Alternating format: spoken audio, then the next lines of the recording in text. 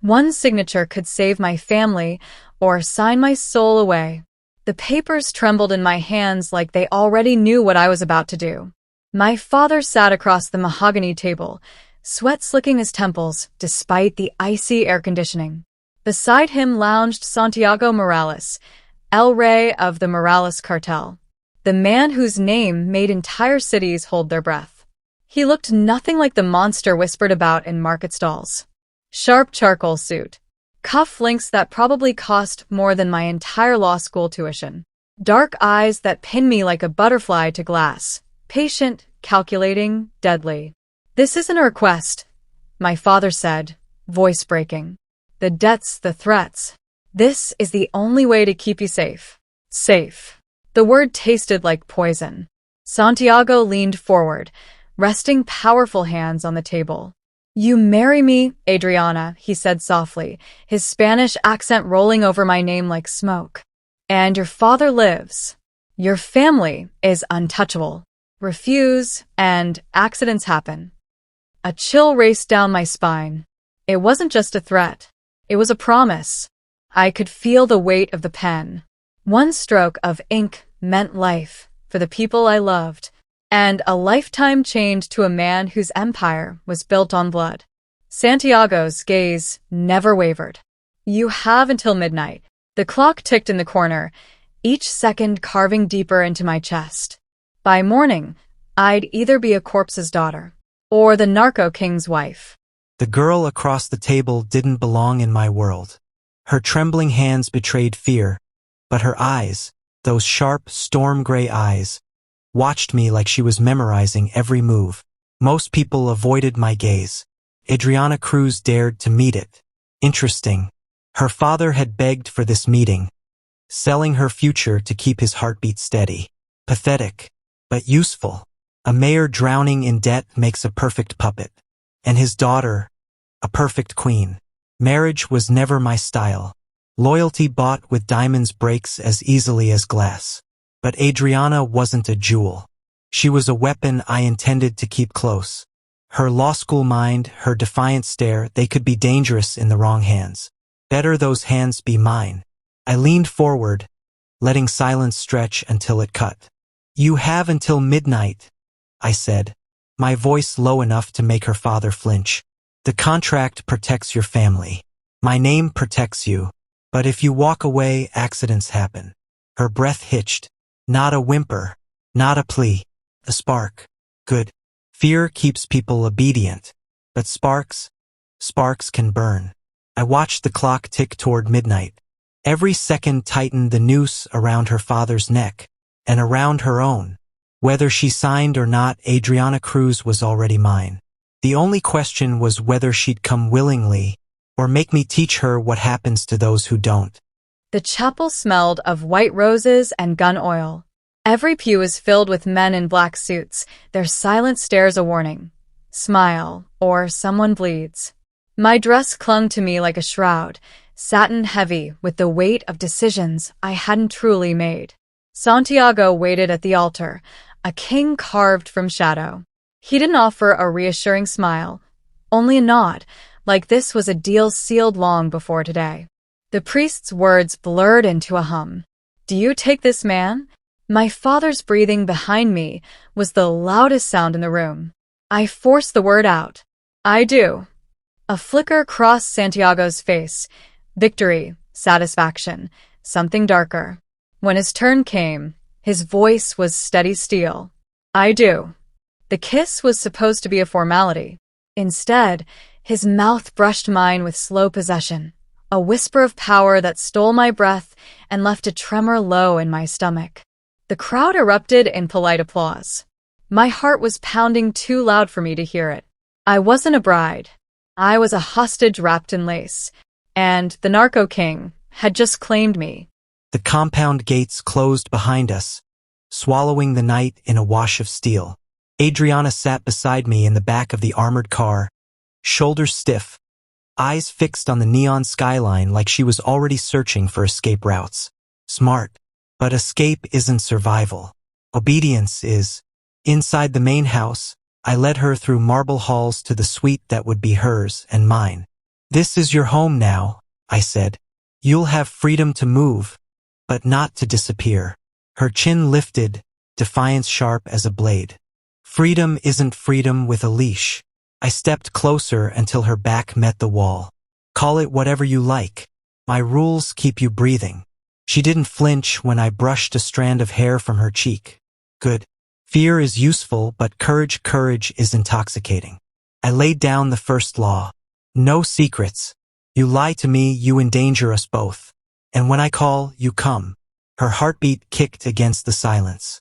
She thought I was warning her. She didn't realize it was a vow.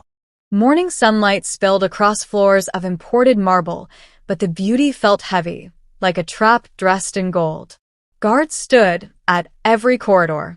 Cameras winked from the corners. I wandered the compound, memorizing exits while pretending to admire crystal chandeliers. Every door I tested locked with a soft electronic click. A maid delivered breakfast and a quiet warning. Don't go near the West Wing. The king doesn't allow it. Which meant, of course, that the West Wing was exactly where I wanted to go. I slipped down a side hall, heart hammering. Behind an unmarked door, I found a room lined with maps, photographs, and stacks of cash wrapped in cartel seals. Evidence of a life that could burn the world. A shadow fell across the doorway. Santiago leaned against the frame, watching me with that patient, dangerous calm. Curiosity, he said, voice smooth as a blade, is how queens lose their crowns. I swallowed hard, but refused to look away. If I was going to survive this marriage, I couldn't just endure the cage. I had to learn how to pick the lock. Nightfall draped the compound in quiet menace. A message arrived with the scent of gasoline. Our rival cartel had torched one of my safe houses. 3 men dead. A declaration of war. I gathered my inner circle in the war room. Adriana slipped in behind me, silent but watching. My queen, pretending not to tremble while the air reeked of danger. Retaliation is immediate, I told my men. No mercy and no survivors. Her soft intake of breath cut through the smoke of cigars and gun oil. She didn't know yet that I meant every word. When the meeting ended, she followed me into the corridor. You're planning slaughter, she whispered. I turned, gripping her chin until our eyes locked. They spilled our blood. Now I spill theirs. Her pulse raced beneath my fingers. Fear, disgust, and something darker she didn't want to name. I should have hated him for the violence he carried like a second skin. Instead, every glance, every brush of his hand sent a current through me I couldn't control. The compound hummed with preparations for war, guns cleaned, cars loaded, men sharpening knives with casual ease. But Santiago found me in the garden at dusk, away from the noise. You're safe with me, he said, stepping close. His scent was leather and danger. The warmth of his body bled into mine until I forgot why I was supposed to resist. His thumb traced the edge of my lower lip. Tell me you hate me, he murmured. I couldn't. My silence was an admission, and he knew it. When he finally kissed me, the world disappeared in a rush of heat and gunfire echoing in the distance. Desire tasted like betrayal, and I craved every second. Hours after the kiss that should never have happened, an intruder breached the outer wall. A scout from the rival cartel, sent to deliver a message. We caught him alive. I made sure Adriana saw the aftermath. The man knelt before me, bruised and bleeding, eyes wild.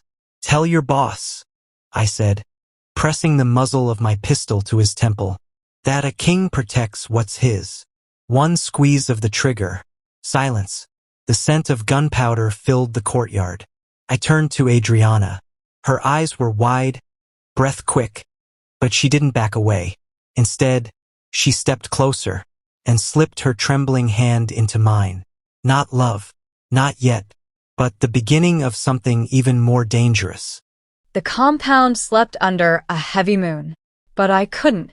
Every sound of distant engines reminded me of the blood Santiago spilled to keep me safe, and the heat of his kiss that haunted my dreams. I found him in the study, shirt unbuttoned, shadows carving his body into dangerous art. Maps of enemy territories covered the desk, but his eyes burned only for me. "You should be asleep," he said. "So should you," I replied, stepping closer. His hand caught my wrist. The pull was magnetic. I should have run, but instead I fell into him. The kiss was deeper this time. Hungry, claiming, desperate. He pressed me against the desk, the edge biting into my hips. Every warning in my head screamed Cartel King, killer, monster. But my body betrayed me, arching into the danger. When we finally broke apart, breathless and trembling, Santiago whispered, "This is war, but tonight you're mine." And God help me, I wanted to be. The ambush hit at dawn.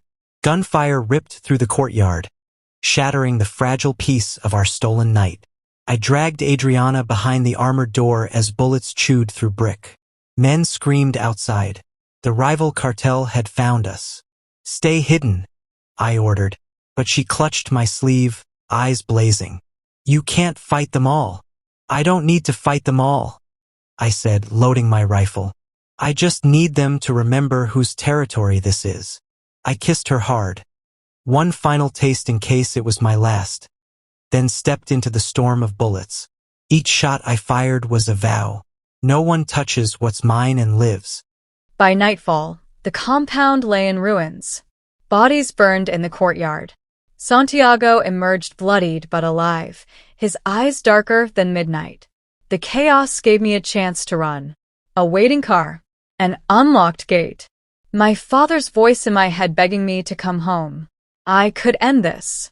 Escape the violence, the danger, and him. But as I reached the door, Santiago appeared, gun still in hand. "You can go," he said, voice raw. Freedom or fire.